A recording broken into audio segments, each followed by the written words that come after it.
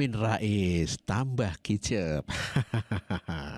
Perayaan HUT RI yang akan dilaksanakan di IKN akan berlangsung meriah. Ini disampaikan Ridwan Yang Kamil. ke-79 secara meriah dan akan menjadi agenda bersejarah.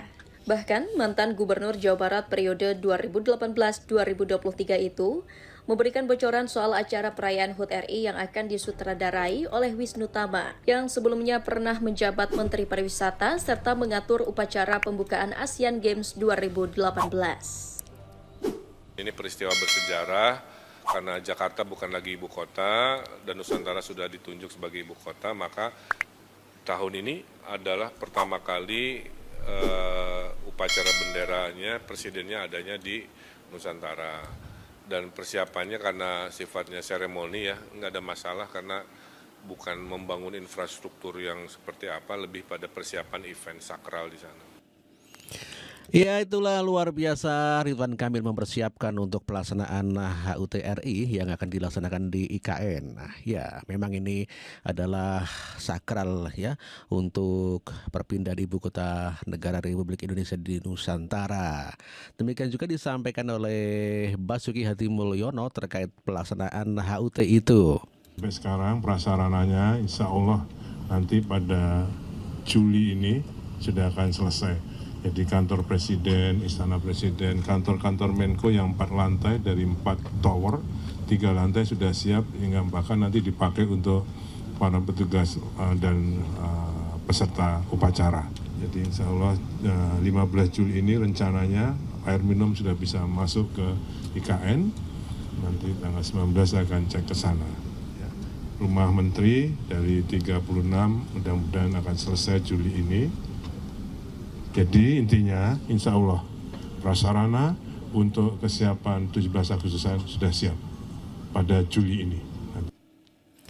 Itulah Menteri Basuki Hadimulyono yang meyakini dan meyakinkan kepada masyarakat bahwa pada 15 Juli air listrik semuanya sudah disiapkan dan tentu saja ini untuk persiapan yang luar biasa untuk memeriahkan HUT RI.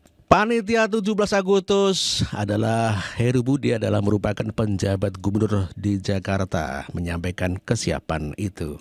Pak di IKN sama di Jakarta. Nah itu persiapannya seperti apa nih Pak? Gimana? Ya, saya selaku panitia ya. Oke, jadi gini, kegiatan 17 Agustus di 2 titik lokasi.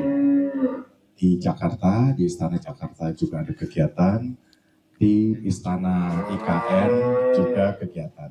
Apa kegiatannya?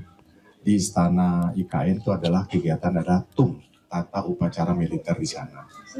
Nah, sebagian kegiatan karena keterbatasan sarana prasarana yang ada, itu kan kalau 17-an seperti tahun lalu itu pergerakan pasukan dan pergerakan yang memberikan hiburan itu kan bisa 5.000 sampai 10.000 orang. Maka kegiatan hiburannya ada di Jakarta.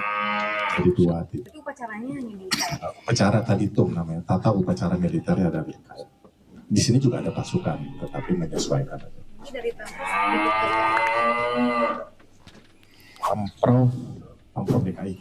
Pemprov DKI memfasilitasi kebutuhan kegiatan upacara di Jakarta. Banyak rangkaian nanti. Mulai dari tanggal 10 Agustus dan seterusnya, Bepom akan memfasilitasi semuanya yang dibutuhkan oleh pada acara 17 Agustus. Sementara waktu karena tugas menyerahkan bendera dari tempat penyimpanan IKN kepada Paskibra 17 Agustus mungkin saya di sana dan Pak Sekda di sini. Pak, kalau Kepres belum keluar atau tetap dilaksanakan di IKN? Aturan undang-undang mengatakan 17 Agustus boleh diadakan di mana saja sesuai dengan perintah dari Bapak Presiden.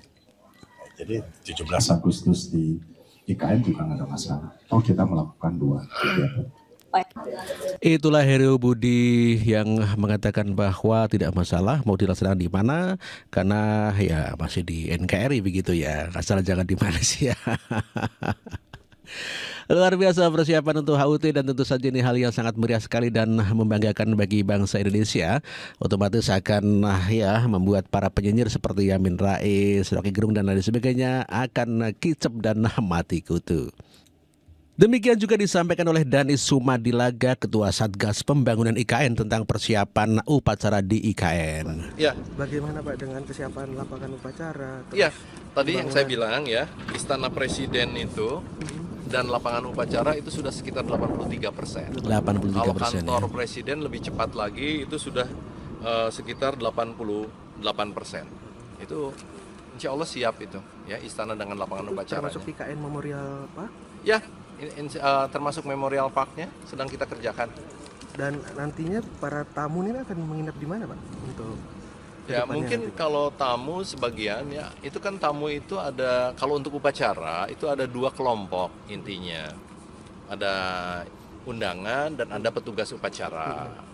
Kalau undangan saya kira kalau di sana di KIPP itu ada hotel yang kapasitasnya 200. Tapi selebihnya seandainya menginap tentu saja mungkin di Balikpapan. Di Balikpapan ya? Kemudian untuk para petugas upacara dan sebagainya yang nanti menyiapkan upacara akan menginapnya itu rencananya di apartemen ya, sebagian apartemen kita gunakan dan juga di beberapa building kantor kita manfaatkan untuk tinggal. Kapan Pak untuk IKN sendiri Apanya? targetkan rampung ini kapan sih Pak? Akhir Juli Akhir Juli.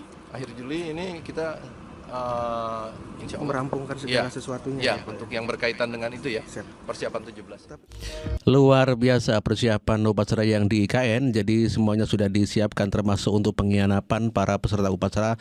Demikian juga untuk tamu undangan sudah disiapkan baik di hotel ataupun di apartemen. Haha, mantap. Sebelumnya Jarod Saiful Hidayat ataupun Masinton Pasaribu mengkritik kebijakan pemerintah terkait pembangunan IKN yang dianggap terburu-buru. Nah, ya harus dong, masa tidak buru-buru.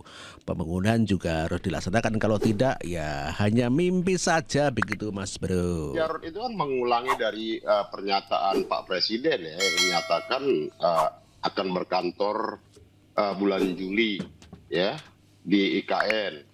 Nah, Menteri PUPR-nya bulan Juni 2024. Tapi kan kemudian ketika ditanyakan wartawan, Presiden kan jawab, infrastrukturnya belum, sudah siap belum, listriknya sudah belum, airnya sudah belum, ntar ke sana kalau sudah selesai semua, kan begitu. Nah tentu membangun ibu kota itu kan itu adalah simbol dari sebuah kedaulatan negara, kemandirian negara, artinya dalam arti kemampuan negara. Nah jadi ya dimanapun, di negara manapun, negara yang membangun ibu kotanya, kalau kita lihat umpama negara tetangga kita, ketika kota pemerintahan dipindah dari Kuala Lumpur ke Putrajaya, itu mereka menyesuaikan dengan alokasi anggaran negara tersebut, karena itu adalah simbol kemandirian dan kemampuan sebuah bangsa. Itulah nyinyiran Masinton Pasaribu terkait IKN yang dikatakan ya semuanya harus dialokasikan. Ya iyalah, kalau nggak dialokasikan anggaran ya nggak mungkin dibangun IKN. Terbukti di istana juga sudah mencapai 80%, sehingga ya tinggal 20% lagi. Dan pada 17 Agustus ya saya kira itu untuk pelaksanaan upacara yang untuk seremoni itu ya sudah bisa lah dilaksanakan di sana dan tentu saja sangat meriah. Dikarenakan sutradaranya adalah merupakan orang yang sangat berpengalaman. Sebelumnya Amin Rais juga menyinyiri tentang upacara 17 Agustus atau perpindahan IKN yang katanya dibatalkan oleh Presiden Joko Widodo, dan Amin Rais meyakini akan terjadi mangkrak. Ada baiknya dalam kesempatan ini saya mengingatkan Presiden Jokowi supaya tidak bingung lagi. Karena apa? Orang yang bingung itu tidak akan bisa mengambil keputusan yang benar dan bijak.